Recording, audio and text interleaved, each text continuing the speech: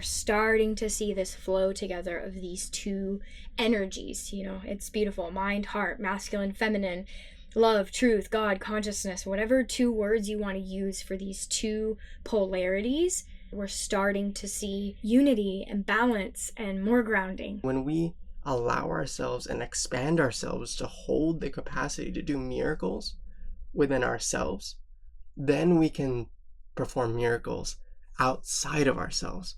We are here to embody a Christed state. We are here to remember who we are, become like children, become curious and creative and open to magic and fairies and dragons and telepathy and all these cool things.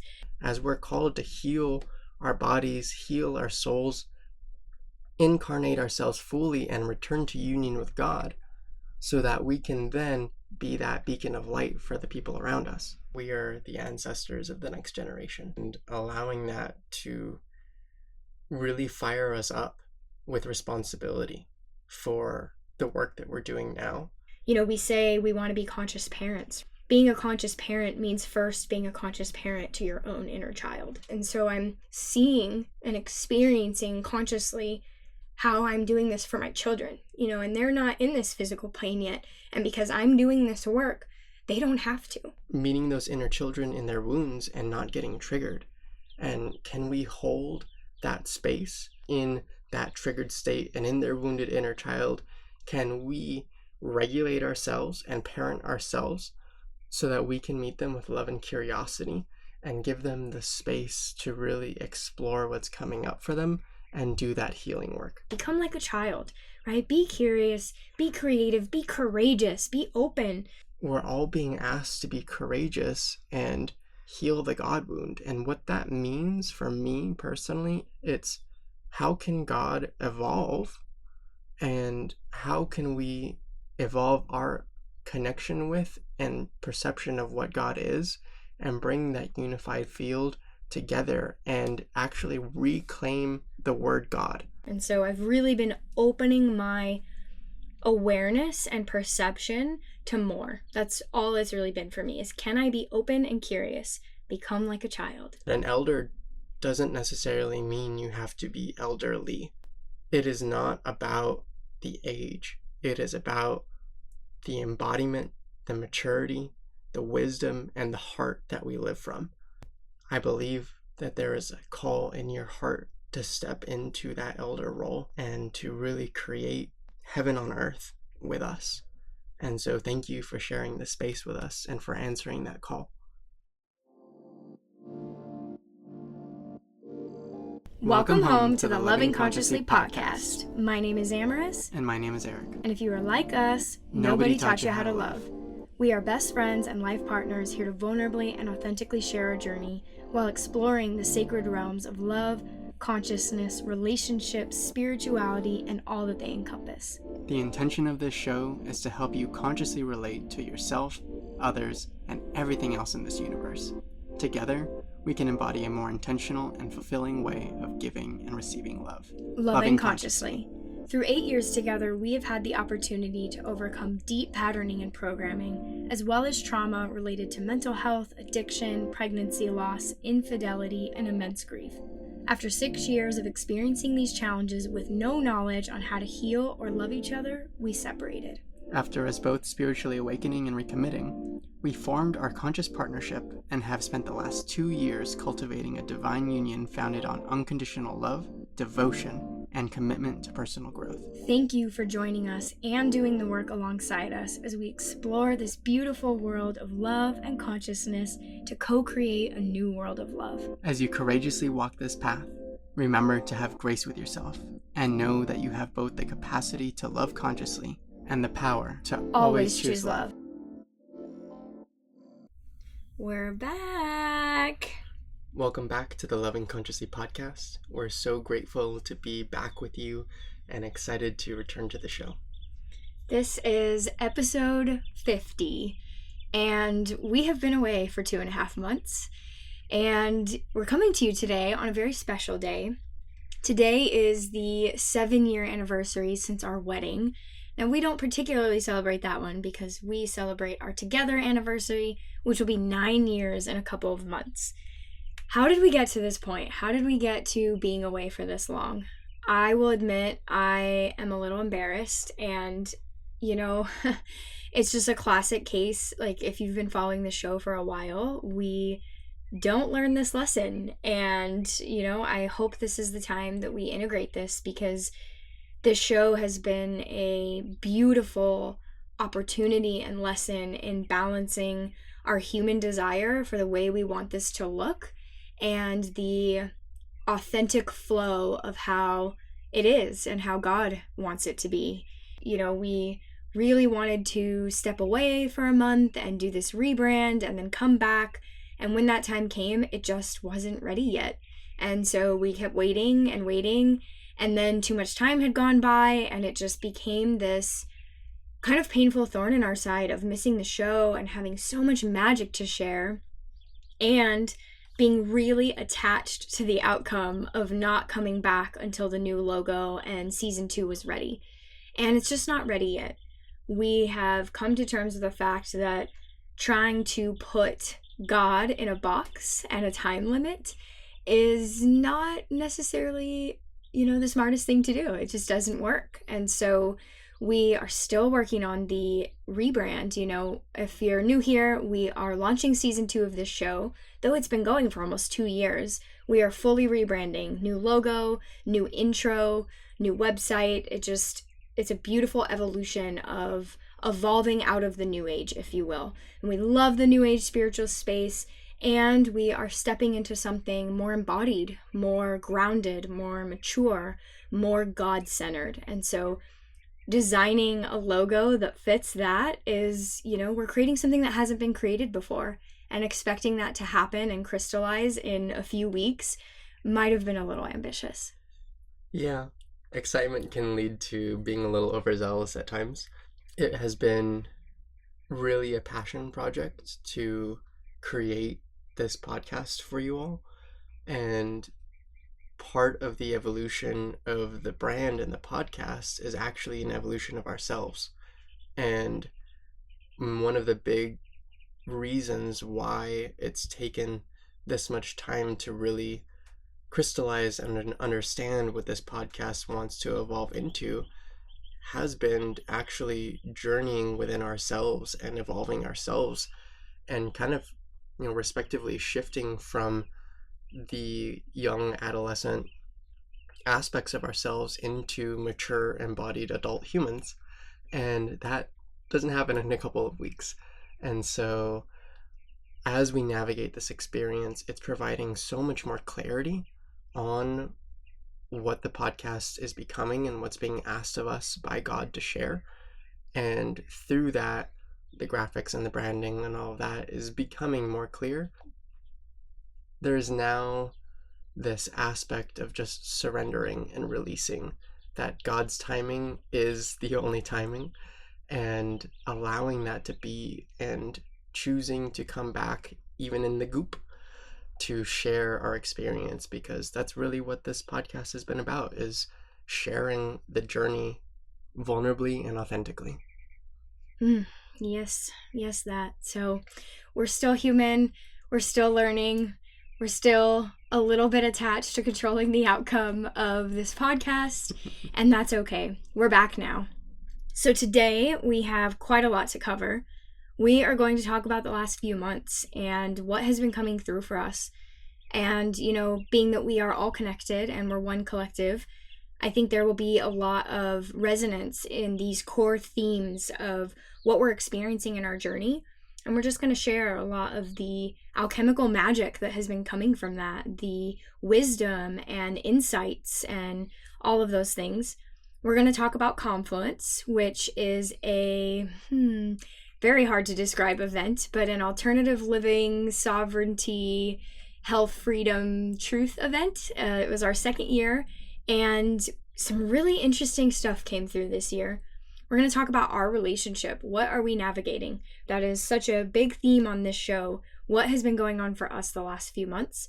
And then we're each individually going to share what we're experiencing as individuals, because it's very different. We are on very different journeys right now, which has been interesting. So much of our relationship, we've been on very similar journeys, of, climbing the corporate ladder or being in college or whatever, our partying days, like we were in very similar spots. And something we've noticed massively this last few months is a divergence where we are both really stepping into our own journeys as, a man and a woman in this world and what God is asking of us as individuals. And so we're going to share about that and what's coming these next 4 months. We have a wild summer planned, multiple international trips, and lots of fun, exciting things there. It's been such a wild journey, and I love that you mentioned divergence in our paths, because even in our healing and initial awakening, that has all really been together and in unison. And these last couple months has been really unique in that we are being called to work on different aspects of ourselves and integrate different parts of, just the collective consciousness, I think. Mm-hmm. Yeah, so we were kind of choosing this theme word of the last few months. There are many, but one that really came through on my heart was clarity. When we talk about the confluence being the coming together of two things, right? Usually a river, water, we are water, everything is water. And so this coming together of love and truth. And you could switch out these words as God and consciousness.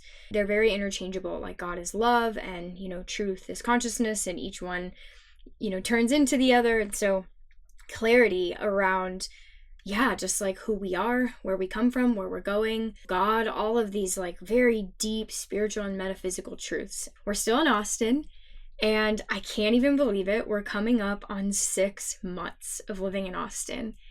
It's wild to me. Like, after the unbelievable journey we had in this RV, to be in the same spot for 6 months, except going back home to Arizona. But it has been really, really, really supportive to our journey and our nervous system and our healing. So we're still in Austin. A big theme that's been coming through for us has been navigating the evolution from seeker to leader. And I have a feeling this is going to really strike a chord with a lot of you listening to this, because I think it's what we're all being asked collectively to do. I really don't want to fit things into boxes and use generalizations. So bear with me that these are kind of the only words that I have to use, but we kind of have we'll call it the awakened collective and the unawakened collective. And there are many facets of this, right? There's truth, there's spirituality, there's God, there's all the matrix, there's all these different avenues, and some people are awake to some things. Generally speaking, I'm referring to the awakened collective. Those of us who have been on this journey for a while, we're aware of these things, we're healing, we're doing the work. I really am seeing this theme that this group is being asked to evolve from being seekers and consumers into creators and leaders, embodied and impactful leaders. And so for us, that has been interesting because we have not had examples of that, and we are figuring this out. We're still learning, we're still growing. And so 2 things that have come up has been saying no and boundaries. Over our RV journey and just our lives this last 2 years, we have met, I could honestly probably say, thousands of people. Mm-hmm. I mean, it is actually unreal. From this, seeing the entire country and all the events we went to and all the communities we visited. And that's beautiful, right? It has created so many connections, and everyone wants to meet with us. Everyone, let's get on a call. Like, I'd love to get together. That's just not sustainable. And how do we honor our bandwidth and where we're being called, and that, we love everyone so deeply. And so for us, hopping on a call is like a 2-hour soul journey. And it's just been this, especially for me, really learning to say no when it's a no, and just honor my energy and my boundaries in a embodied and loving way that is to serve God and this mission, and not, well, my human self, I need to protect my energy. There's a lot of beauty in what you just said there, because it can get warped sometimes, where people come from the place of, I need to protect myself, and my energy is low, so I need to go and take care of myself. It's a yes, and there's a way to be able to honor lovingly somebody's path and your journey, and knowing that you're walking in parallel, and you don't always necessarily need to cross. And maybe walking in parallel will eventually lead you to a point of intersection when that feels aligned. And allowing that door to be open and allowing that door to be there with love so that connection can be made when the time is aligned. I think a big lesson for me has been learning timing. Just because something feels on fire and passionate does not always mean that it's a right now thing. It just means that there is a connection there. There is an alignment. And our soul knows that and recognizes that.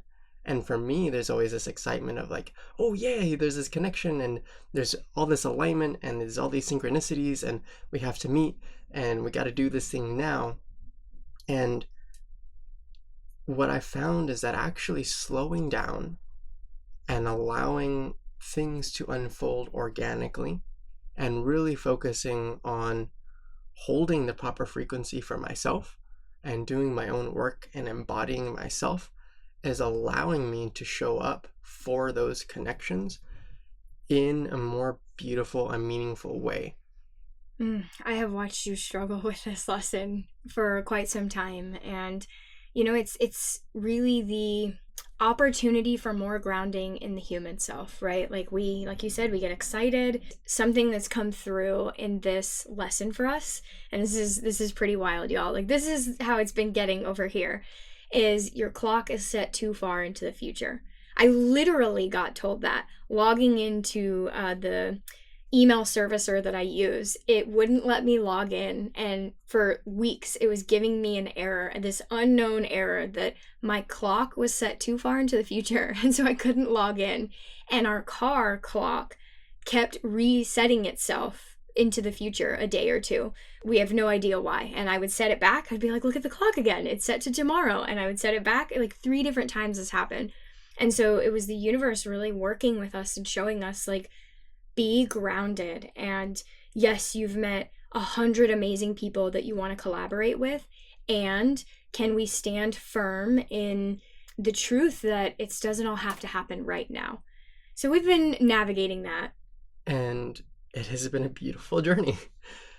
I would love to, before we continue on, to allow a little bit more space for something you said at the beginning here about Confluence, because allowing that information to percolate is really important. The idea of love and truth and the meaning of those two. When we look at those words, yes, we can just interject many things, but these words carry frequencies and wisdom within themselves. Within love, there is the understanding and true embodiment of unity consciousness. Because when we look at the word love, it is the embodiment of God, of all that there is. Love is the fabric of everything around us. And then when we look at truth, we think about consciousness, we think about wisdom, we think about just all of the knowledge and true understanding of the fabric of the universe. And when we distill this down even further, you can break it up into the masculine consciousness of truth and the feminine consciousness of love, and bringing the mind and the heart together in confluence and coherence. We're seeing this begin to happen in the collective right now as the wisdom and the truth and these communities that have been really rallying around, health consciousness and freedom and sovereignty and truth, all these aspects be met with God and love and the spiritual space that has been really in the heart opening and the healing and the awareness to our spiritual and divine nature.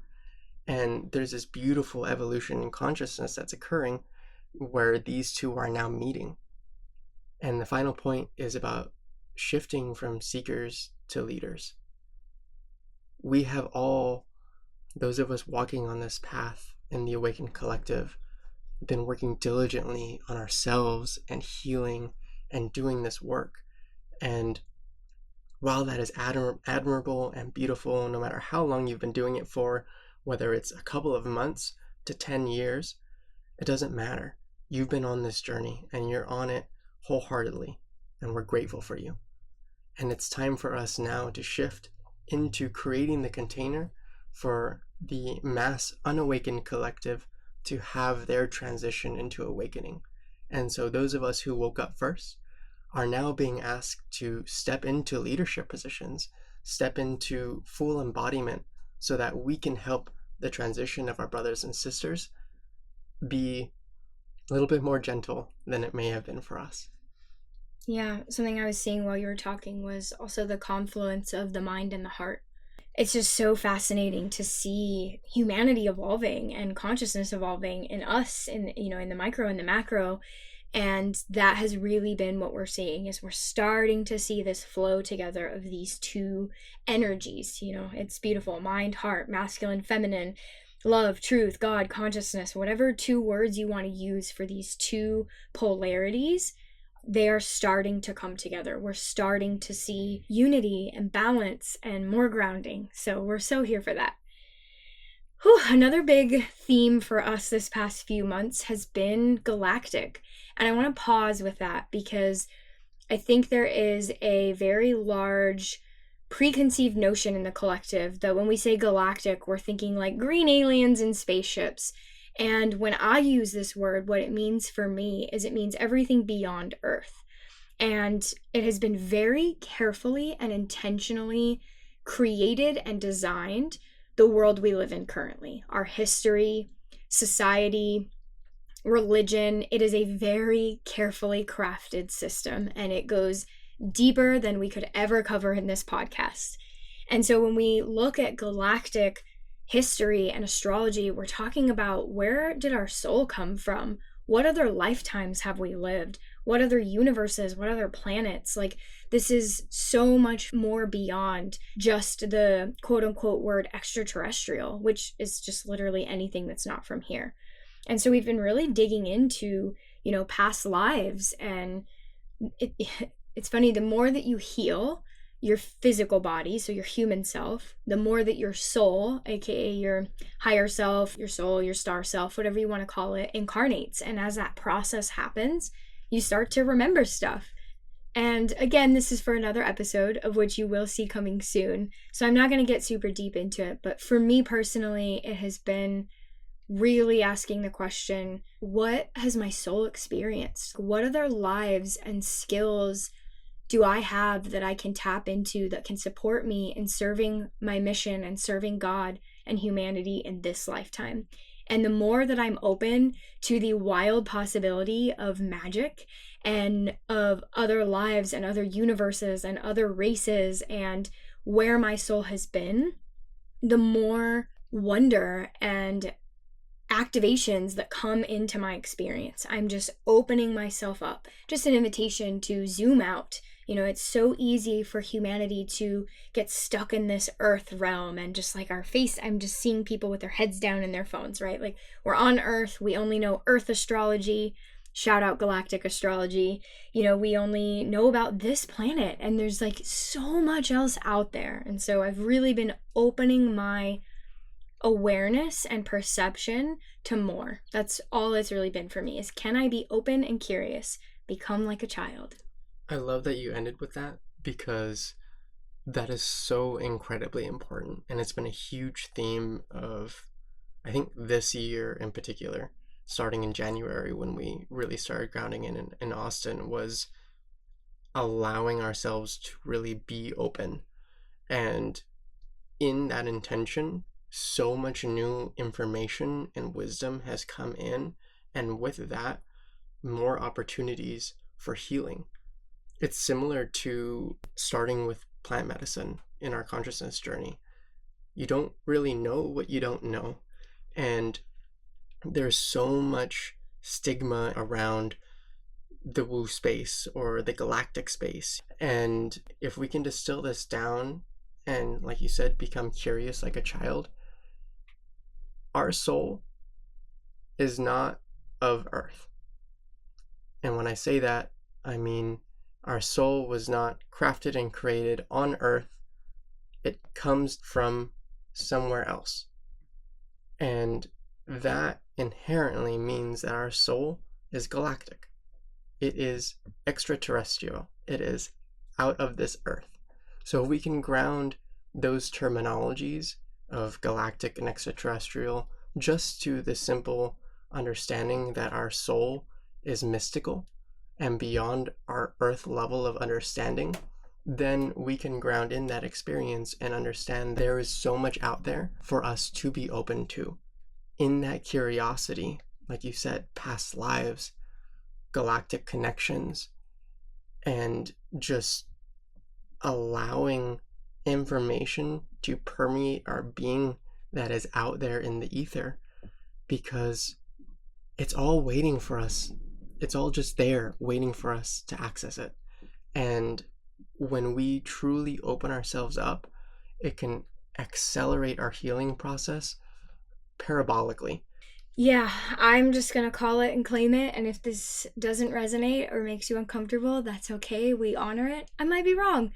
I think within the next couple of years, we are going to have disclosure unlike anything we can even fathom. And so I think this is here to stay.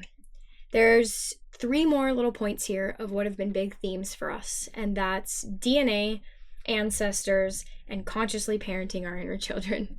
So for DNA, I want to really talk about 2 words I think that we use a lot, I know I use a lot, and I think this space uses a lot, and does it really get explained on a neutral and grounded level, and that's activations and initiations. When we use the word activation, we are talking about activating your DNA, activating your gifts, activating these dormant parts of you that were not activated before, right? It's a conscious thing that happens, and it can happen through you working with it. It can just happen naturally through time because that's how it was designed to be. It can be activated by outside forces, be it energy, solar flares, plant medicine. There are many ways that things can activate. It's just really this basic understanding that, science wants to tell you like 90-something% of your DNA is junk. They have no idea what they're talking about. The more and more I go down this journey, the more I learn that everything in science is kind of It's on the asking table. to be evolved. And then initiations, right? When I think initiation, I think a sacred moment or experience, being initiated into shamanism. I have been going through initiations into being a minister, being initiated into parenthood. I think a lot of people can relate to that one. Death is an initiation, right? The grief journey initiates you into being a being that is aware of both life and death. And so initiations can come in many forms. And really, this theme for us has been DNA. And I just don't think it's talked about enough because your DNA is everything. It's the code of you. I've heard this beautiful thing that if you wrote out your entire DNA sequence, it's actually a song. Like God sung you into existence. And the moment of conception, right? The moment that the sperm meets the egg, there's a burst of light. I learned at Confluence, it's zinc is what's making this happen, feeling this burst of light. And from that second, you exist. Your DNA is written. That is the moment that you were created. And I'm not here to argue, heartbeat and this and that and conception and birth. And I have opinions, it doesn't matter. The moment that light burst happens, your DNA exists. And your DNA is magic. It is beautiful and sacred. And there's so much in there to be explored. This is why I am so obsessed with the gene keys, because it really helps you understand these are the codes I'm carrying. And if I don't know what they are, then I don't know, well, number one, where my shadows are coming from and why and how to understand them, but I don't know my gifts. And so we have been so deep in working with our DNA. I'm talking, in our shamanism, galactic shamanism school we're in, going into our DNA in deep ceremony and meditation and really rewriting some of these things because it is changeable, it is malleable, and I just am again being opened to the possibility and the wonder that I do not have to hold the belief and the reality that what I was born with is what I got, it's just your genetics. I just don't believe that anymore. And so lots of activations and initiations around our DNA, and it really brings these gifts, these spiritual gifts, these healing abilities, telepathy, seeing auras. Like, these are very basic ones, but these are things we can all do. And the more that you consciously work with it, and the more that you heal yourself, and the more that you heal the subconscious blocks and deep rooted and intentionally installed limiting beliefs that these things aren't possible, they're fairy tales, right? Look at the media, like, it's sci-fi, it's for kids, oh, that's just the kids' wild imagination. What if it's not?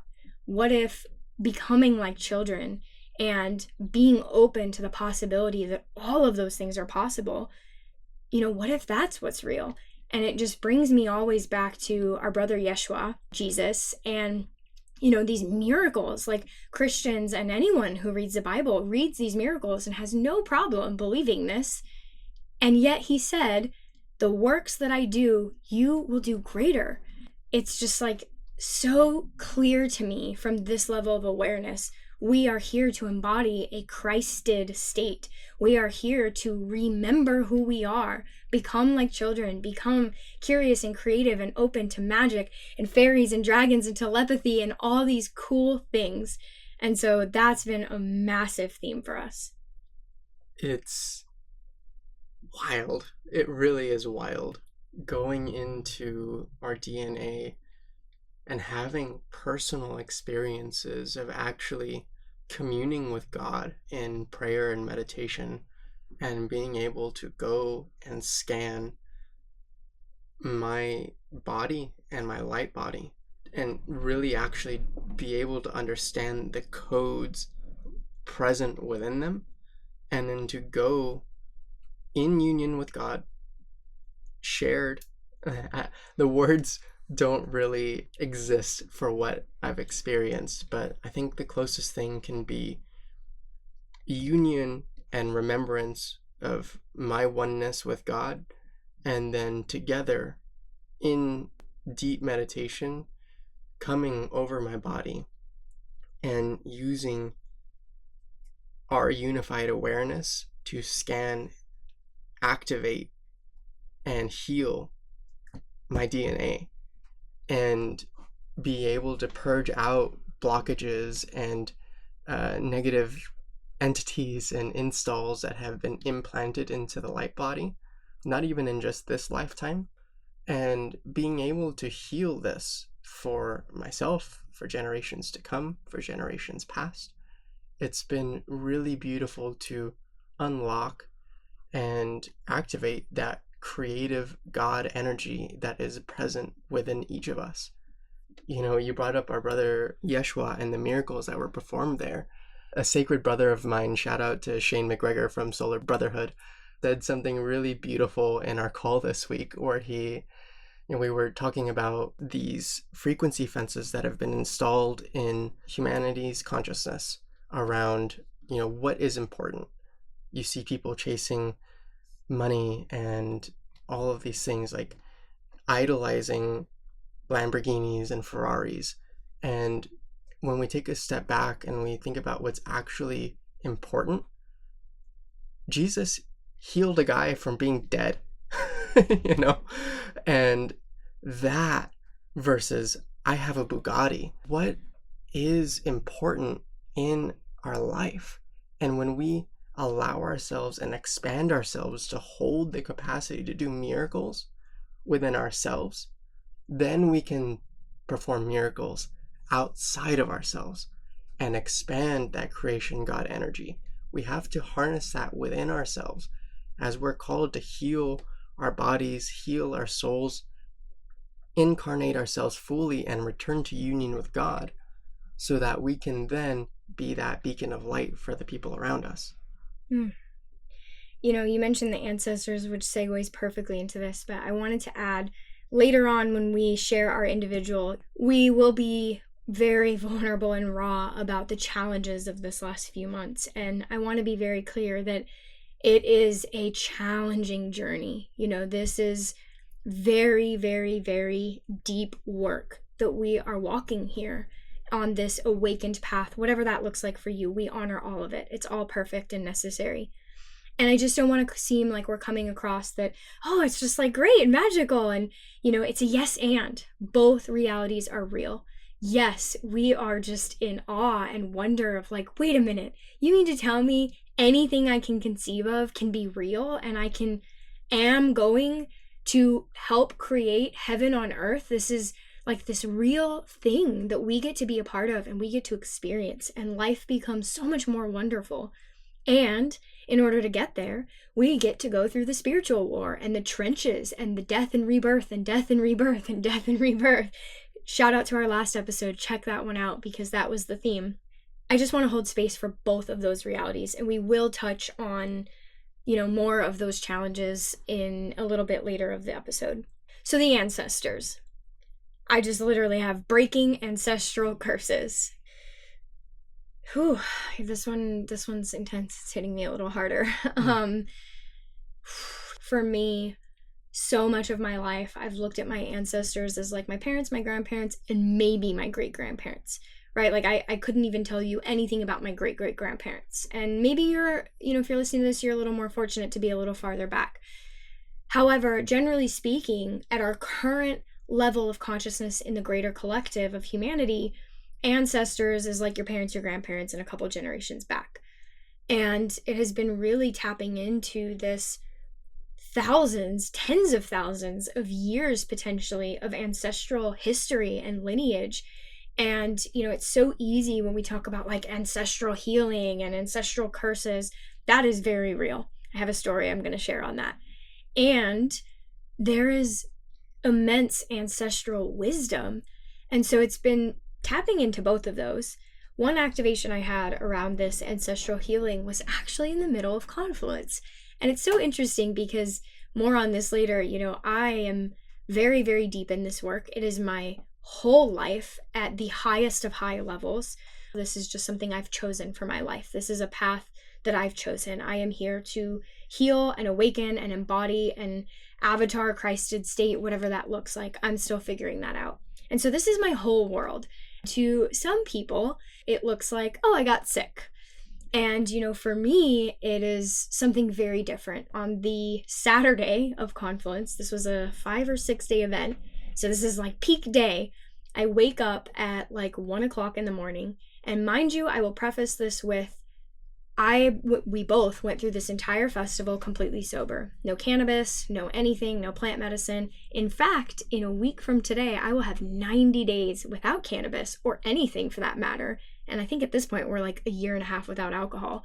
So we're deep in a cleanse of purity and clarity. I wake up at 1 o'clock in the morning, viscerally ill. High fever, chills, and stomach purging. And this proceeds all night. I'm up and down all night. I get up in the morning. I'm like, there's no way I'm going. I tried multiple points of the day to think that I was going to make it down for like the sound bath in the pond or the music in the evening or my friend's Mark Gober's talk in the morning. Shout out Mark. Go check out his episode. That was an epic episode we have. And it was not happening. And essentially what it looked like to the outside world was for 24 hours, I had a fever and a stomach bug. What it really was 24 hours of an extremely high fever. And the thing about fever is heat activates and heat purges, right? It burns off things that aren't serving us and it helps to activate our DNA. And so I know right away, oh, this is an activation. This is a massive purge. I'm not going to suppress this. Not that I ever would. I don't put anything unnatural in my body, but I'm not going to suppress this. And so it was just me in bed with a high fever and bone-crushing pain. And it's interesting because the theme that week for our shamanism school was ancestors and bones. And, here we are talking about all this ancestral healing. And I just literally experienced for 24 hours bone-crushing pain where I could see this very powerful, it really feels like me, but I'll call it ancestral energy, scanning through my light body. It would come in waves where I would feel it starting, up above my crown, and I was like, oh God, here it comes. And it would push down my whole body and find any impurities, be it energetic, physical, and then it would wring it out. And I experienced it as coming out of my bones and then purging out of my stomach. And this process, went on for 24 hours. It was really intense. And I could hear in this process I was kind of delirious, but I was having, visions and auditory stuff, and I could hear my ancestors wailing, and I could hear these ancestral curses being broken, and just this like profound awareness and gratitude for all of the people who have walked before me, who prayed for me. They say it takes 7 generations of prayer to get to you. And the healing you do goes 7 generations back and 7 generations forward. I think it's way more than that. Here I am. I feel like I'm dying in this bed. I'm burning up, and I'm just so nauseous, and I'm so dizzy, and if I stand up, I'm gonna pass out. I mean, I literally am in and out of sleep, and I'm grateful through it, and I'm realizing I don't fully understand what's happening, but I know my body is wise and perfect and strong, and so it's doing what it needs to do, and I'm just going to let it happen, and I'm going to be grateful that this is happening, and trust I'm not meant to be at Confluence today. I'm meant to be right here in this bed going through this process. So that's been my journey with the ancestral stuff, and it's just really been also deeply being aware with, the left side of your body is your mother's lineage, and the right side of your body is your father's lineage. So if you have anything going on either of those sides, physically, it ties to potentially something in that. And I've had a lot of stuff on both, but these days it's been my right shoulder. And I've been learning and tapping into how this is a lot of things for my father's lineage. And, doing a lot of healing and grieving, and most importantly, praying for his soul. If you're not aware, my father transitioned a little over 4 years ago. And it's just been this beautiful opportunity to be of service for my lineage. And as I'm going through all of this ancestral healing, it's not just backwards. It's backwards now and forwards, right? Everything everywhere all at once. And so I'm seeing and experiencing consciously how I'm doing this for my children, and they're not in this physical plane yet. And because I'm doing this work, they don't have to. They don't have to carry this crushing shoulder pain that I've lived with for as long as I can remember, since before we met 9 years ago. I've had this stuff in my shoulder, and turns out this physical manifestation of issues is spiritual, it's ancestral, it's genetic. And so yeah, it's been really potent for me. I know you've been having some wild ancestral stuff as well. Yeah, thank you for sharing all of that. Something that we've been saying recently is that we are the ancestors of the next generation.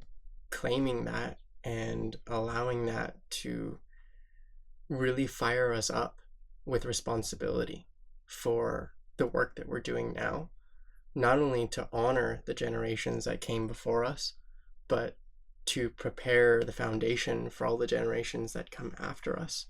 There has been a deliberate psychological operation on this planet to separate us from our ancestral lineages backwards and forwards. If you look at society today, it's really focused on us right now, and that's all that's important. There's been a forgetting of the past and almost a disregard for the future. And what we are being asked to do now is to reclaim being the elders. And something that came through for me in a vision quest that I went recently on is that an elder doesn't necessarily mean you have to be elderly. You can be an elder as a young adult. You can be an elder as a young child, like a Jesus. It is not about the age. It is about the embodiment, the maturity, the wisdom, and the heart that we live from.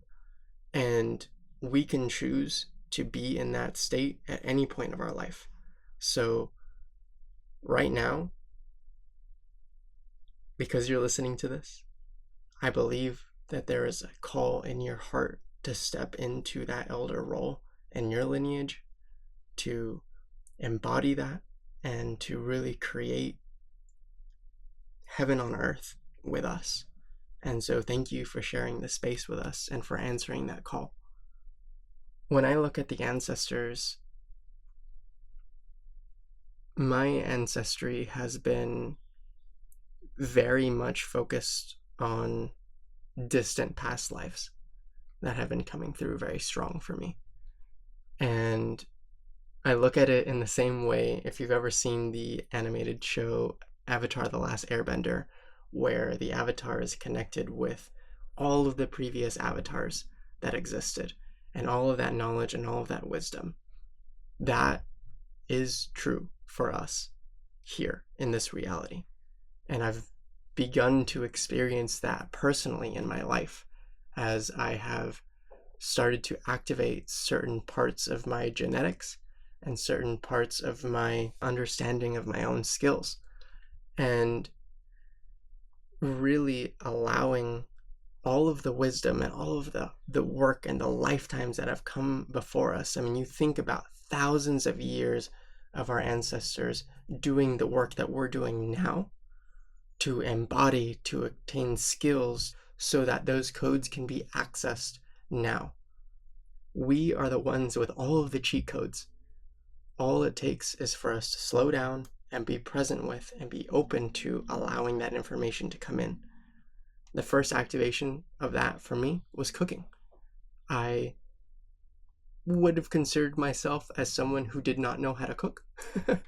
And within the span of less than a year, I was able to remember how to cook because I had a past life of a plant-based little Asian chef, and being able to bring that nourishment and that health at that phase of our journey was exactly what we needed. Recently, I've been getting activations around Qigong and some more ancestors from ancient Asia that have practiced this art of energy and just healing and clearing through the harnessing of our chi and our spiritual energy. And I realized, in just intuitive movements in my body and the way that I've been tapping on my body and moving energy and being able to see energy within myself and in my partner, doing healings and clearings for them, for you. I don't know why I said them. I came to the understanding that I've been practicing Qigong unknowingly this whole time. And I recently went to a Qigong workshop where I started to intentionally move this energy in ways that I didn't have the understanding for before. But as soon as I began doing it in this class, this ancestral awakening happened and my body just started moving. It started moving, energy started flowing within myself that I didn't really understand at the time how it would work. I went through this really massive purge of just releasing all of the trauma that was stuck in my body through shaking and allowing my body to move into this natural state of just shivering uncontrollably to release the stagnant energy and stress. These are the tools that are present and available to us to access. And when we allow ourselves to be open to our ancestral and our galactic ancestors, we are accessing those codes now to help us move further on the journey now. We can use all the tools that came before us, all of the energy, and give it purpose and give it direction in this lifetime so that we can achieve heaven on earth. Shout out the ancestors. So the last thing here on major themes is conscious parenting our inner children. Whew. This has been an activation, initiation, test, all of the things for parenthood for us because, yeah, we are very versed in our inner children, especially me, my journey with Tiny Hat. And this has been like a new level of our inner children asking to not only be seen, but really be honored and held in some of these profound traumas that they've been carrying, and to, I don't want to say act out, but, throw these temper tantrums and have it be okay. Can we be in the face of these energies and be curious and be loving and hold a container and not like, why is this happening? Because kids are going to be the same way, right? I don't have too much I want to add on that. It's just been this really potent journey of, we say we want to be conscious parents. being a conscious parent means first being a conscious parent to your own inner child. That right there. And that honestly has been such deep, potent work in this relationship. And I don't know that it's been given enough space, because it has been such an integral part of the last couple months, has been allowing our inner children to throw these temper tantrums, and then holding each other in a space of unconditional love and curiosity to be able to help the other person navigate what's coming up. Because when you move into that inner child state, it can look like, anger or resentment or crying or sadness or all of these really intense emotions that can activate each other. And then you run into, two inner children acting out their wounds. And, something really beautiful that you shared with me is that, it's so easy to do the fun inner child work in partnership of, oh, let's go be our inner child and go be in wonder and in awe of the world and meeting the vulnerable, authentic you, and vice versa. There's also the duality of meeting those inner children in their wounds and not getting triggered. And can we hold that space of recognizing, while our partners are in that triggered state and in their wounded inner child, can we regulate ourselves and parent ourselves so that we can meet them with love and curiosity and give them the space to really explore what's coming up for them and do that healing work? Yeah, it's been this massive, like you say, you want to be a parent. Can you parent yourself in these ways? Like, the reparenting is very real. Okay, so those are the major themes. Lots of stuff there with ancestors and conscious parenting and DNA, galactic, moving into leadership. That has been stuff for us. And, again, this theme word of clarity, just getting a lot of clarity. The more that you are willing to zoom out, not be attached, open your mind, however open you think you are, I challenge you today, this week, to ask yourself, how can I zoom out even farther? You may be totally into the galactic stuff, right? How can you zoom out even farther? Keep zooming out. Just be curious. That has been a major theme as well, is become like a child, right? Be curious, be creative, be courageous, be open. The, children are just the embodiment of that. And, just like the Bible says, like, unless you become like children, you will not enter the kingdom of heaven. Obviously, here we know heaven is a state of mind, right? Or you could say a frequency. It's not something that you can only go to after death if you behave. That is a religious distortion. But yeah, just become like a child and, seek that clarity, seek that love and truth, and watch these two energies come together. So Confluence, the event Confluence. It is really interesting to be back a year later and see the changes in ourselves and the collective, and also the event. Last year was their second year, and there's, I think, like 300 people. And this year being the third year, our second year going, there was like 750 people. So it massively grew. And what I noticed, and I'll keep it, brief here, is number one, in myself. Last year, I was real deep in the trenches and the work. And I mean, I always am, but like, I wasn't fully sure who I was, what my mission was. I was like really still trying on this God word, and oh God, I'm being asked to be a minister, that word, and just deep in, coming off of a really intense ayahuasca journey. And so, yeah, we went into that with no expectations. We didn't really know who we were. We didn't have our vision and our mission, fully clear. And yeah, we went there, to meet people that we looked up to. And we were very much in a seeking phase and very unsure of ourselves. And now, going this year, I am so embodied and grounded and confident in who I am and what I'm here to do, in speaking love and truth and God, and, sharing my voice and my wisdom, and knowing all of the beauty that God has entrusted in me and in my soul, and this in many lifetimes, to be a leader in this space. I saw that evolution of myself of like, wow, look at what we've done in the last year. we have lived more life literally through this RV journey and just the insatiable hunger that we have for healing and exploring spirituality than most people do in their lives. And so just honoring that growth, it was really cool to walk into this space grounded, and as the words that are coming through are so silly, but like with my head high of just like, yeah, a very godly confidence and grace and compassion and deep understanding of this world and what's really going on and how we got to this place and how we get out of this place. And then in the collective, I saw very much growth, which was really encouraging. I think last year, I actually, honestly, and this is just me and my experience, I'm not saying it didn't happen, but for me, I don't think I heard the word God once in any of the lectures. There is a massive shift in the lectures this year. I will say this year it was still very lacking. We heard it sometimes, and when you did, it was great.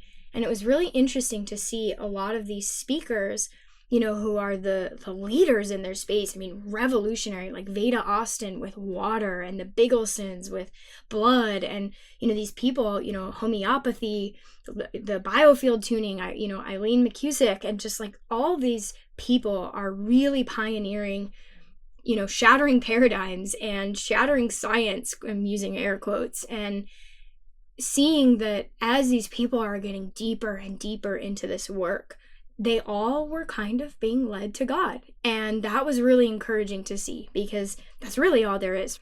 And, it's a yes and, there was a massively apparent for us, especially because this is the realm that we live in, God wound. Even the people who brought it up, they would make jokes like, I know this is kind of woo, or don't come for me, or listen, you don't have to be religious, or, oh yeah, haha, I know the Bible, that thing, but like also read this passage because it's about natural law. And you could just see it, and you could see it in the collective too, like people we talked to, anytime God came up, it just was very like, ooh, we're gonna tiptoe around this, and just, it's so encouraging to see that entering, and we can still see the massive opportunity for growth in healing the God wound. And I just literally kept seeing us next year giving a talk about healing the God wound, because I think that's a massive call in this space. Whether you want to call it the sovereignty space, health freedom space, truther space, spirituality space, the new age, the woo, all of it. God is asking to be reborn, and that requires healing the God wound. And, we're going to have a lot of content on that in season 2, but it just, for me, that was really what came through was, I left the weekend feeling equally encouraged and equally, not discouraged, but a little sad, because I was hungry for God by the end of the weekend. I was like, where's the creator in this? Like, look at all this magical stuff we're learning and experiencing, like, seeing things in the blood and water having consciousness and learning new stages of water and all these fun things. Like, there is, like, to me, it's just instant God. And so that's what was coming through for me. Just like really cool to see the growth in ourselves and the collective, and to see the opportunities, and to know exactly where we fit into that. I think you nailed that description. It was really amazing to see the shift also in consciousness out of the victim mentality. That's something that really hit me this year too, is, last year having communications and talks with people, and even the workshops, and a lot of the speakers were focused on, fighting the system and truth and sovereignty and disclosure. And that makes sense for what the world was experiencing at that time. Healing and recouping from, enlightenment to how the systems have been governing our lives. And now, this year, the shift was more around, okay, we're aware of these things. How can we build something different? How can we create something better and healthier? And, not necessarily fight the system, but let's just exit the system and build something different. And that was really beautiful to see. And so I really honor that. And I think that there's a lot of passion and beauty as people have been doing their individual work, in that people are starting to gather at events like these and others around the country and the world where these are kind of microcosms of what community and the new earth is looking like. And it's really guiding us to be able to support one another and to honor each other's strengths and begin to see what the pieces of the puzzle might be. But also, like you said, Amaris, there was a really big hole where God wanted to be. And even in just conversations with our brothers and sisters throughout the event, it felt like that hunger was present. And some people understood why and were looking for that. And some people, they didn't. It was just, I feel like there's something missing and I don't know what it is. And for others, it was, I feel like there's something missing and I know what it is, but I'm scared to talk about it. We're all being asked to be courageous and heal the God wound. And what that means for me personally isn't heal our relationship to religion or heal or bring God in as we used to know God into the truther space or the spiritual space. It's how can God evolve, and how can we evolve our connection with and perception of what God is and bring that unified field together and actually reclaim the word God, right? Because we've started to use creator and source and universe and point of all existence. And how can we actually just reclaim the word God and give it a new and evolved meaning? Ooh, I'm going to try and be succinct here because this is another episode. Before we get into our last section, which is our relationship and our personal themes, so we're 2/3 of the way there, I do want to touch on this God wound thing and share about an assignment that we were given recently. And, you said something really potent, and I've been pondering this for a video on my ministry, and I think an episode as well, but I'm just going to drop it here. Think of one of your parents, let's say your mother. Her name's Mary. Right? She is Mary. She is your mother, right? She is the source that you came from, but she's Mary. God is the creator. God is the source, right? But God is God. And so really reclaiming that word. And you're so right. It was, we are very, very attuned to consciousness. It's something we work with. It's a skill and an ability we are learning to activate to scan other people's consciousness and scan energy and, light bodies and all these different things, and really dropping in with people. It was like this, God, I'm so hungry for God. I'm so glad someone else is saying it. Or something's missing and I don't know what it is. Or, something's missing and I think it might be this. And I'm smiling, and it is with deep love and reverence because it's all perfect, y'all. There is no better than, less than, farther along, up, down. We think things are linear in our human minds. It's just not like that. It's this big, beautiful spiral, and it's all perfect. I'm smiling at just humans running around trying to figure out what is this thing and what does it mean and what's this weird meat body I'm in and where do I come from and are aliens real? And it really all just does come back to God. And last thing here is I was given this assignment. There have been a couple that I've been given and I'm often given, but this one was very uncomfortable, and it was to go visit churches. This is to help us step into godly leadership, to help me step into my ministry. I recently started making videos for that. And yeah, it was go to churches, just as many as you can, different ones, just go. And in hindsight, starting at a Southern Texas Christian church on Easter week was probably the most extreme thing we could have done. It was intense, and we went Easter Sunday, Good Friday, and whatever the Saturday is, I don't know. And so we went 3 times in 1 week to this very straight Christian, Southern Texas church. And yeah, just it was so uncomfortable. You could, we could see it. We could see it all. We could see the shame.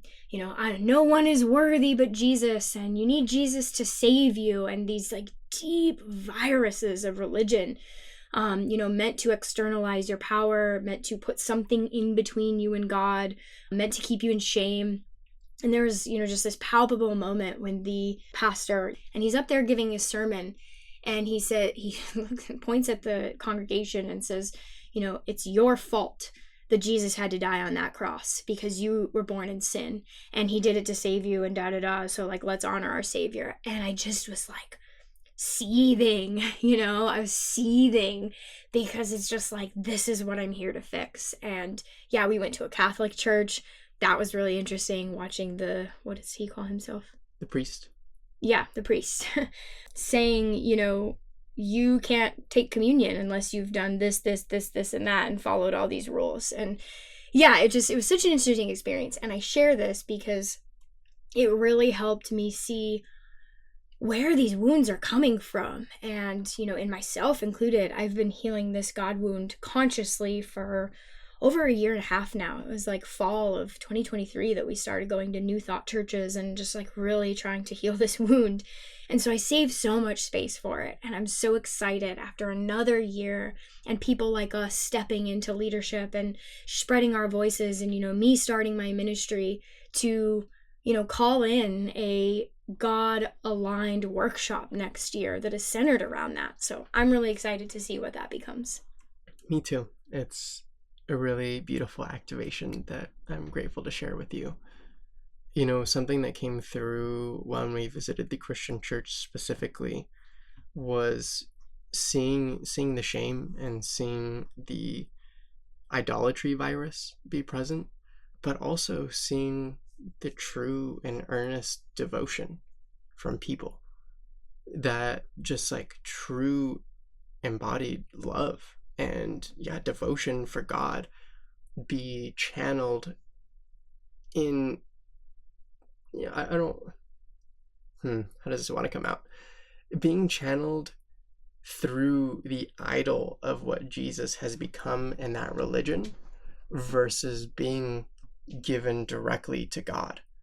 And that right there is what set my heart on fire, because I see my brothers and sisters with pure hearts and earnest, praise and worship being led astray.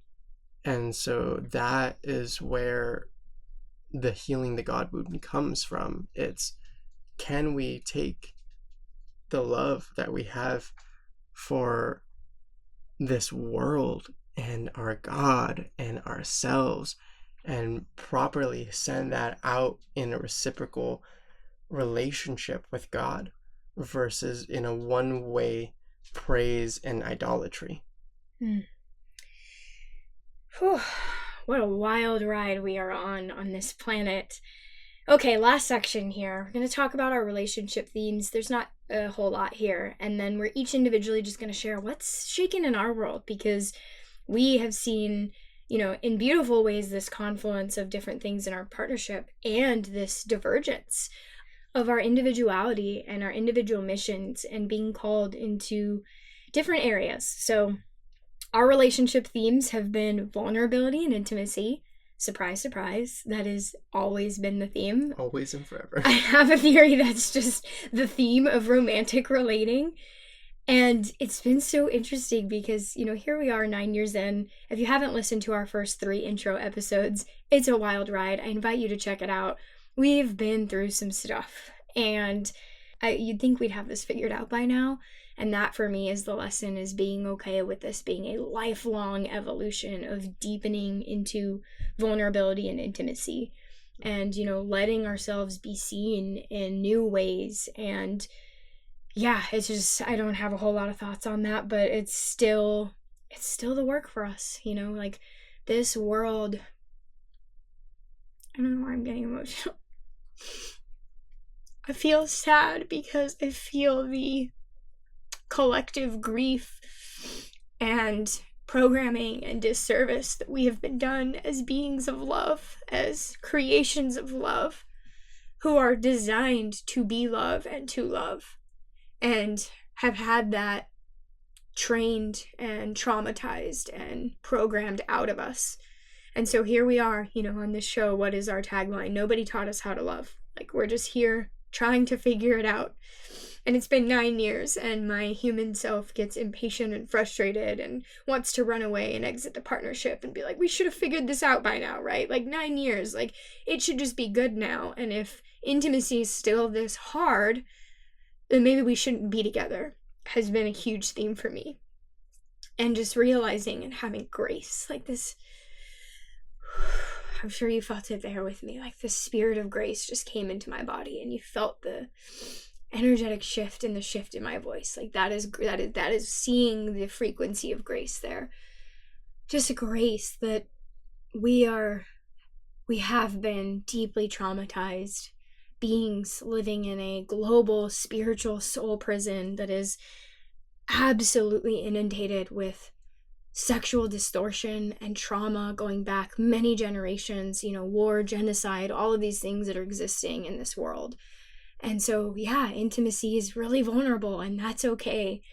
It's okay for it to be vulnerable. And I want to sit here as, someone who has lived a very profoundly challenging and initiatory life and has been in a very deep conscious partnership for almost a decade, and be honest that I don't have it figured out yet. It's still uncomfortable sometimes. I still want to run away sometimes. And it just, like, these days especially, I'm feeling it. Like, I'm doing this, like, clawing thing with my hands over my heart. Like, I'm just, like, feeling this rawness of the deeper and deeper we go, the more and more, like, you're seeing of me, of my soul, of my mission, my past lives, my prophecy, like, all of these parts of the woman I am. We've been doing a lot of womb work together. More on that in a second in my section. And yeah, it feels, I'm like curling in a ball. It feels so raw. And it demands intimacy. And it's something that, we were definitely not taught. And so just holding space for that has definitely been, I think, one of the really big themes for us again. Yeah, it goes back to that spiral analogy, right? Of retouching these critical points in our journey from different levels of consciousness. And as we've met one another, as we've met ourselves at deeper and more intimate levels, it's then asking us to share that with our partner. And noticing, like, for me, it was, I can be vulnerable about the things that are present on the surface experience of, my human self.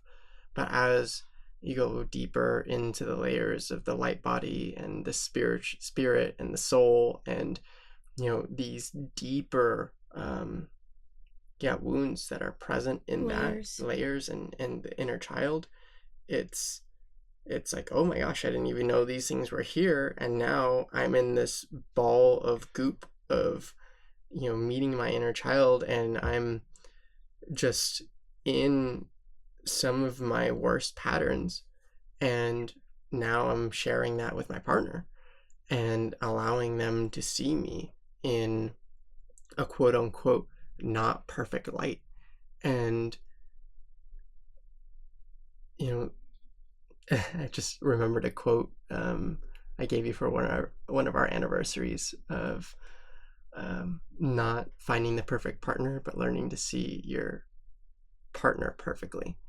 And that really has been this journey, is like allowing the excavation of our hearts to really create these raw and vulnerable environments, and then allowing ourselves to see our partners in that perfect imperfection and love them anyways. And that's been so deeply healing and really created some beautiful and intimate moments. And I think there's this perception of what intimacy looks like in a partnership, right? When you say intimacy, it looks like into me you see, right? It can be perceived as, oh yeah, I hold you when you cry, or sexually intimate or physically intimate, and just like being in these spaces. But intimacy can also look like convulsing on the bed, crying, and just experiencing and feeling the feelings that have been trapped in our body and held in trauma and stored there, and just allowing that to release and holding your partner while they experience that massive release. Yeah, can confirm it is so intimate. For me, that has looked like physically and spiritually letting you into my womb space and my sacred yoni space when I'm working through sexual trauma, which is like, for me, as intimate as it gets. Like, that is a profoundly deep space to enter into, and to do it literally naked on the bed in a healing ceremony with someone else, where he's doing body work on my body and I'm, in meditation and going through this. It's very intimate, and it's so, even just like talking about it, I'm just like, it's a whole new level. And so still navigating that, and just really want to invite some grace in your life. Our favorite reminder that conscious relating is with everything and everyone. This is intimacy with yourself. Can you see yourself in those places and hold space for yourself, your friends, your family, your pet? You can do this with a pet, right? Like being in these healing spaces with, an animal that you love. So it doesn't have to be in romantic partnership. That just happens to be the path we chose at this time. The second and final big piece here is switching roles. And we've touched on this a little bit, but it has been like a crash course for us in settling into our masculine and feminine roles. And I want to be clear here, this isn't even so much about gender, though it kind of is. At our core essence, we are all energy. It's just energy, whether it's masculine energy or feminine energy. We have both inside of us. This journey is a journey of finding balance. This is why our yin-yang tattoos on our fingers are void of color, because we're both seeking balance in ourselves, in each other, in union with God. And in this lifetime, I chose to be a woman and you chose to be a man. And we've been really exploring, from a non-religious perspective, this concept of divine union. The verse that comes up, for example, is like, wives, submit to your husband. And I think that word has been very intentionally desecrated in this world. These are these viruses. This is what we're talking about, of like submission, right? We think of like BDSM kink, right? Dominance and submission. And you will submit to your master. You will submit as a slave. You will submit. Like, this word has been, these are what frequency fences are. It has been overlaid with things that are not true and organic and of love. In God's perspective, right? Zoom out. I'm literally raising my hands around and on top of this frequency fence. Submission is sacred, right? God made man and woman together to be in union and to serve each other. Like, that is, it literally says, wives, submit to your husband, and husbands, serve your wives. Right? Serve. Like, everyone gets triggered by the submit and then doesn't hear the serve. We've been really playing with and talking about and exploring and praying and meditating and fighting, and there's just been this it's almost like I'm seeing these waves just like going all crazy and trying to find equilibrium, really trying to find this balance of like, what is your role as the husband? You are the leader, you are the protector, you hold this container, you provide, right? Provide, protect, lead, these kind of words. What do those mean to us in our experience? And me as a woman, as a mother, as the creator, as the one, by creator, I mean, the one with the womb space and the connection in that way, like, learning to soften, right? And learning to step out of where we've existed for the better part of 9 years, which is me being in the masculine role and you being in the feminine role. Like, I was very detached from my emotions. I couldn't be. I was so traumatized. I just was shut off from it.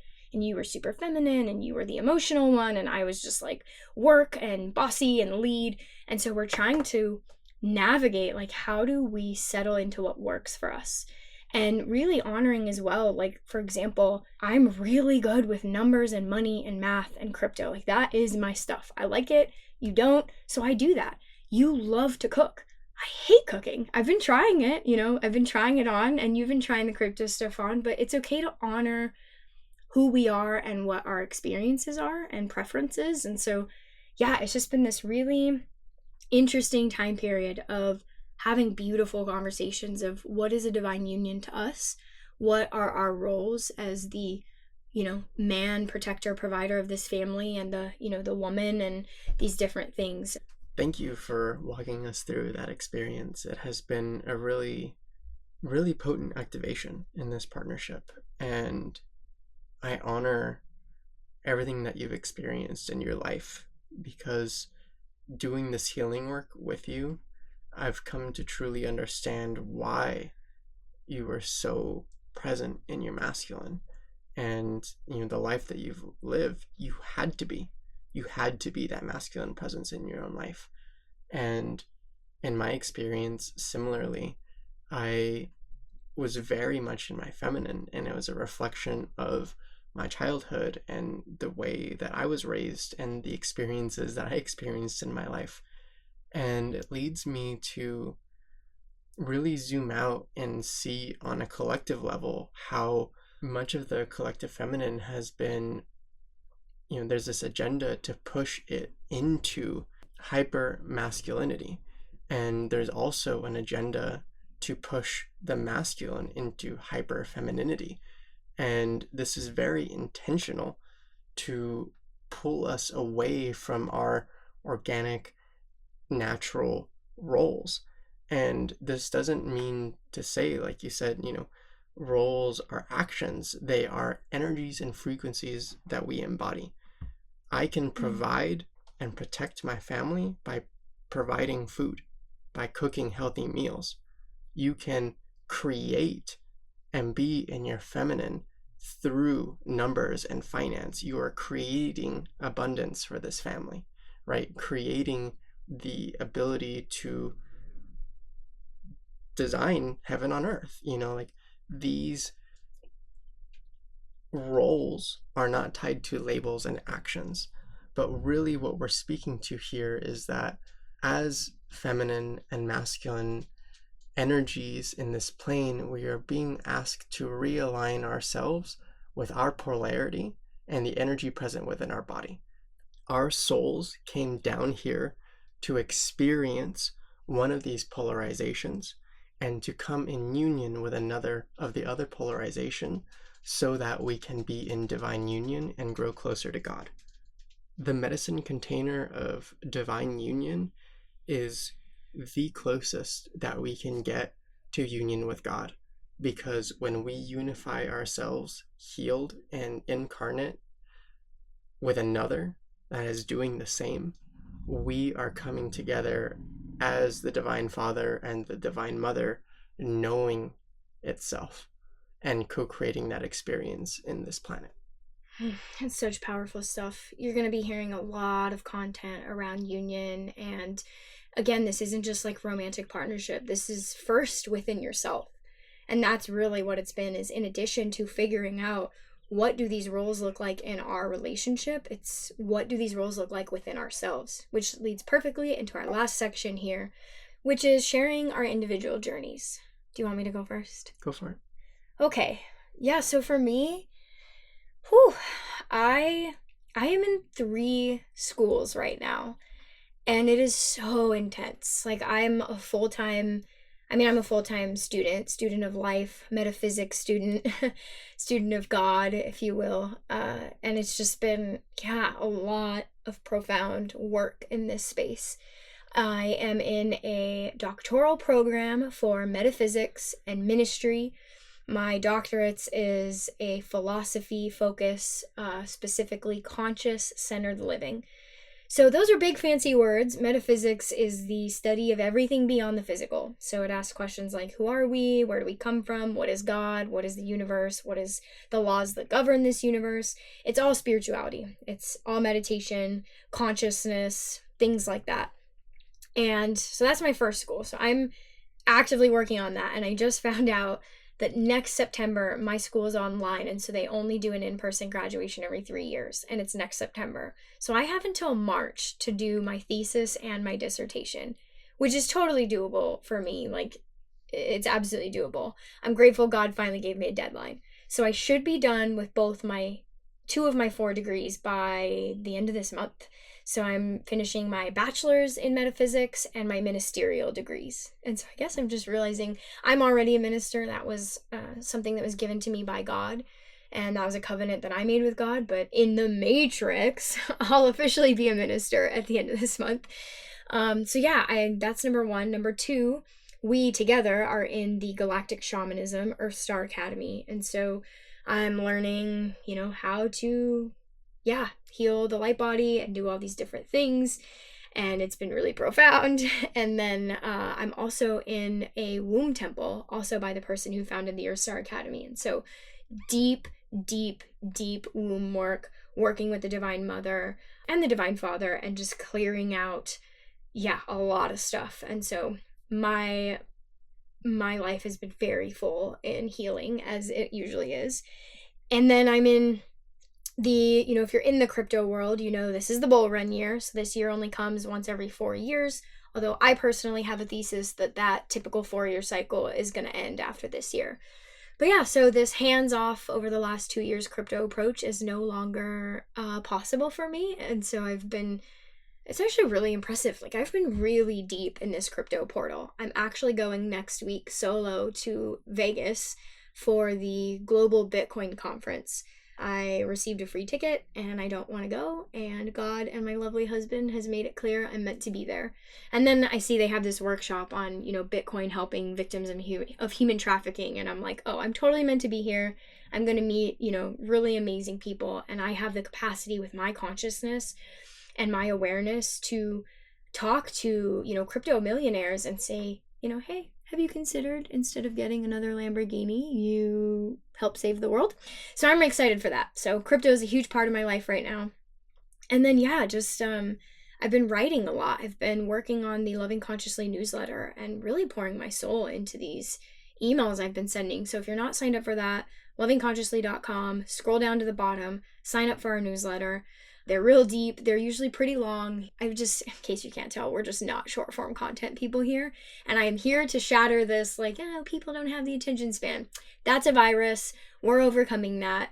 ADHD is just multidimensionality. And so we're just going to not do that. So between 3 schools and crypto and this newsletter and just running this, this home, we're still in our trailer. So did some remodeling, and I've just been deep in gardening, which has been a challenge because it's really hot here in Texas. But lots of exciting things in my life, and, just really preparing myself to be the first millionaire in my family, the first doctor in my family, stewarding great amounts of land, and becoming a mother. There's just so many beautiful things in my life. And it's been only 2 months since my birthday passed. I was told that from 32 to 33 would be this really massive initiatory year. And by 33, I'd be fully stepping into my mission and all of these things. And so we're only 2 months in, and I've had more growth and embodiment and activations in the last 2 months than I have in the last 2 years. So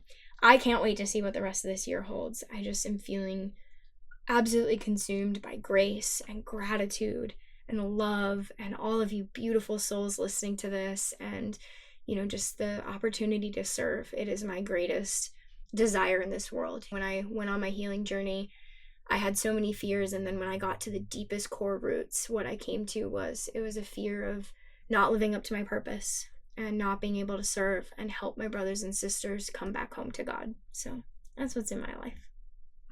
Thank you for sharing. It has been a really potent activation portal for me as well. Really healing the relationship to my masculine energy. I'm in a Solar Brotherhood container where I'm exploring the reclaiming of the masculine and just doing some deep healing work on the masculine consciousness and being aware of the immense trauma that has been programmed into the masculine to feminize it and to disconnect us from our power and from God. And so I'm working on healing that. I went on a 3-day vision quest where I did a 3-day water fast and just immersed myself in nature. And a lot came through on that, maybe its own episode, and really rewilded myself. And one of the most potent lessons that came from that was how important it is to be out in nature and to connect with nature, and taking that time to unplug and then to use that grounded frame to navigate in the world that we live in today. And so going out and taking nature baths, going out for camping trips, for hikes, whatever you can do to go and connect and tap in is incredibly important. But other than that, understanding specifically how the male brain's dopamine response system has been hijacked by the world that we live in today. Now, this isn't specific to the masculine consciousness, although it does specifically target it as the hunters and the protectors that we are. Our brains are wired to receive a very small amount of dopamine for a large amount of effort. And in the world that we live in today, we can receive almost infinite amount of dopamine stimulus for next to zero effort. And so we're seeing this shift in the masculine consciousness to, really just be in the feminine and not actively working to provide and protect and to build what God is asking of us in this world.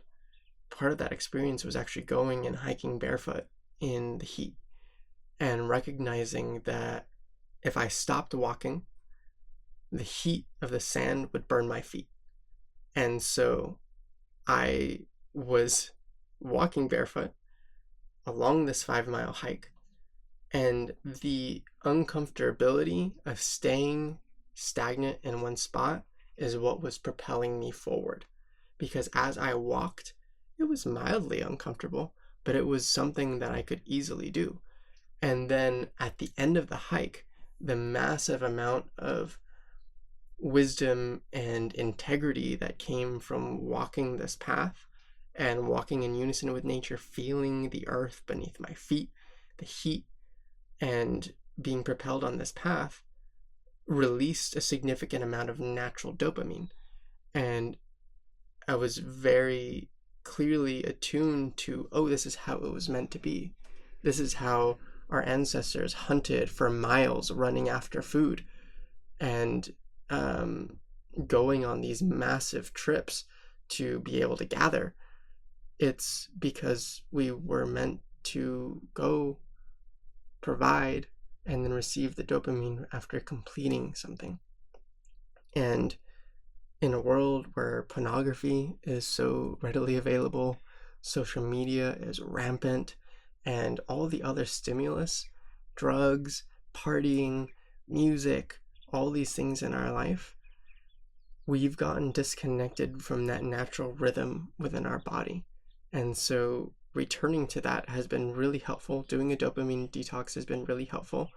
And it's gotten me more in touch with my soul and who I really am versus chasing this feeling of being kind of at this baseline okay level. I know you have one more thing around sacred eating you want to share here. I want to add something that I didn't touch on that correlates directly to this for the feminine energied beings out there.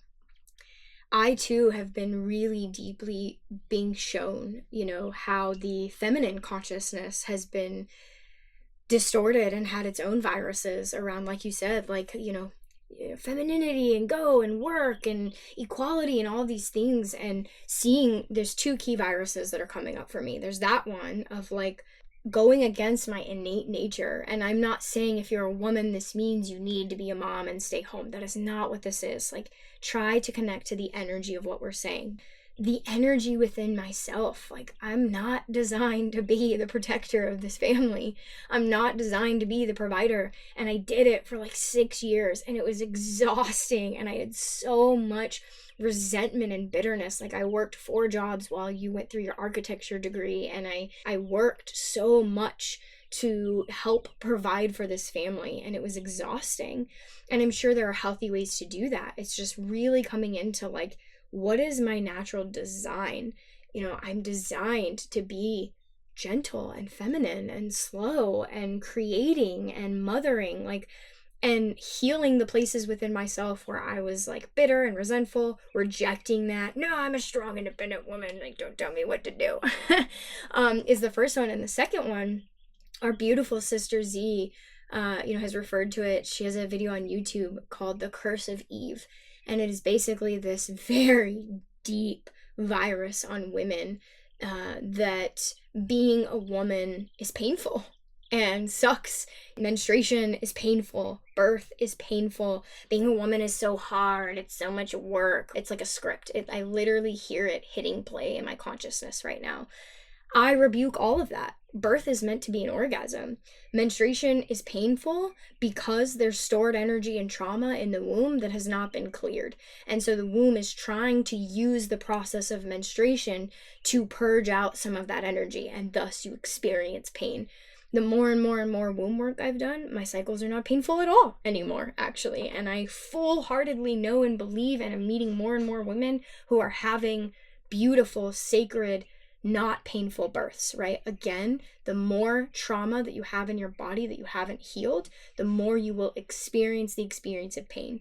And so I just want to share, like, that is the flip side of this. I don't want to get dramatic here, and I don't want to get negative, because as you know on the show, we have nothing but hope and positivity, and we are under attack. This is a war on consciousness. This is a war on your soul, your energy, your DNA. Like, that's it. That's everything, from the media to the music to the food.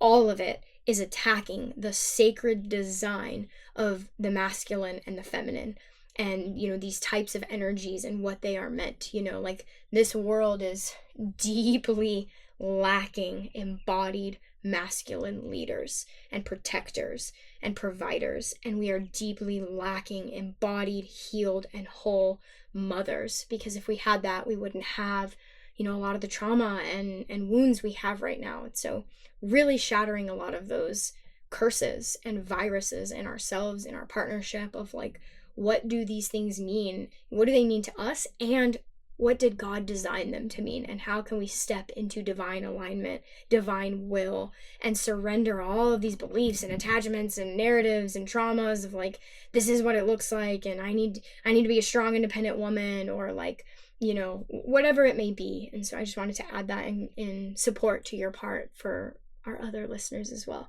But I know you wanted to touch on Sacred Eden. No, thank you for sharing that and bringing that perspective in, because it's really important. When we say we're living in a matrix soul prison, what we mean by that, those words, the frequency they carry, is that we are living in a world where the structures, the media, and a lot of the systems that are present in our society are covertly putting signals and frequencies and beliefs into the masculine and feminine consciousness, respectively, to separate us from our organic nature, to create not only a docile man, but a resentful and angry feminine, and then pitting the masculine and the feminine against one another, thus creating separation.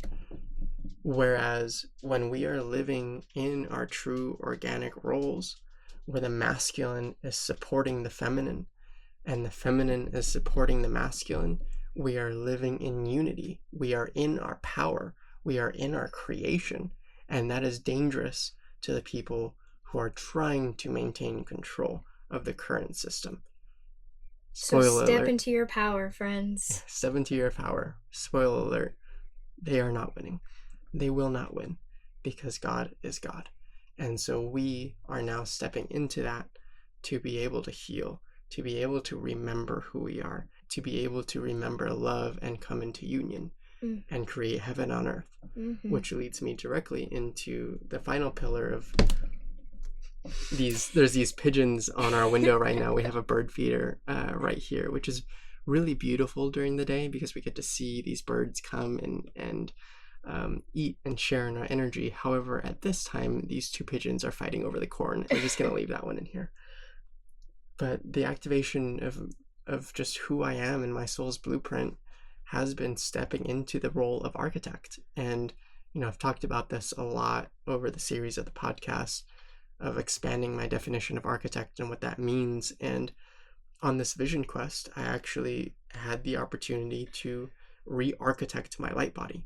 And when I say that, I mean going into my DNA, like I mentioned earlier in this episode, and actually using the creation energy of God to architect light, the fabric of light within my body, calling it light architecture. It's the fabric of all that is. And so what is being asked of me now is, how can I hold the vision for heaven on earth, God's master plan, if you will, and being able to hold those frequencies and begin to design conceptually this map of the Garden of Eden and God's original blueprint on this earth, and being able to go and visit these beautiful events and make these amazing connections throughout the country. I'm being able to see the architecture of people's light bodies and the gifts of their soul, and how they are really stepping into masters of their craft so that they can birth this world. It doesn't happen by one person. This is all going to happen by us coming together collectively and working together, saying, I figured out this code and I figured out this code, and working in unison to build. And the architect's role in construction is to grab specializations, the mechanical engineer, the electrical engineer, the plumbing engineer, and coordinate everybody to come together to build a building. And it's no different in what God is asking us to do here. And so I'm really stepping into creating this plan, co-creating it with God, really, and beginning to empower other people to step into their mission. And so that is what Sacred Eden architecture is becoming. And I'm really excited to announce that once it fully crystallizes and comes into fruition. So hold on to your hats for that one. Thanks, especially your tiny hats. Whew. Wow, we made it. Okay. So what is coming? We have 4 magical months coming up of summer, and we're traveling. We are traveling so much. I have this Bitcoin conference, and then at the start of June, we are going to Costa Rica. It's actually our second time in Costa Rica to meet with Soul Family there. We have a massive grid work mission to Portugal in July. This one is all centered around divine union. We have a massive grid work mission in September to Scotland. In August, we are, I don't know, it might be Mexico, it might be Brazil. There's a big timeline opening up in Brazil for us, but basically probably traveling 2 weeks out of the month for the next 4 months. So half of the next 4 months we'll be traveling. So that's the theme for us, is just grid work, connecting with Soul Family, traveling, just continuing on this stuff, school and all these different things. Next week, our episode is finally going to be our RV journey episode. This is it's, I don't even have words. I'm actually speechless. A once in a lifetime experience. It dawned on me the other day, we've seen more of this country than any sitting president ever has. And so to come on and share the experience of what that has been, letting everything you own go. And what did we find? What did we learn? So I'm excited for that, to close that chapter on season 1, and then season 2, will come around, and just really excited to rebirth the frequency of this show and the intention and bring that to you all. So thank you so much for being here. We love you so much. I just want to invite you and encourage you to welcome in more grace. Whatever resonated today, awesome. Take it, run with it. If it didn't, that's okay. We honor that. It's all perfect. Thank you for sharing in this energy with us, and contemplate in your life today where there's an opportunity for more clarity, where there are aspects of your soul and your body that are looking to be healed, because it's through that healing that clarity comes. We met so many people over the course of these events and travels that are really eager and motivated to help this movement and this shift in consciousness, haven't quite figured out what their role is in that. And it's through sitting with yourself, through doing this work, through cleaning up the muck in our bodies, that brings that clarity. We're sitting here trying to figure out how to end this episode, because this has been really packed with a lot of stuff. There's so many codes and magic and insights and wisdom in this episode. And so I just invite you for just a moment to, whatever you're doing, it's okay if you can't close your eyes, just take a couple deep breaths with us. Ground into your body, to this earth. Connect to God. Remember love. Remember truth. Remember grace. Remember your consciousness and your power. Remember the light. And just remember every step of the way. Always choose love.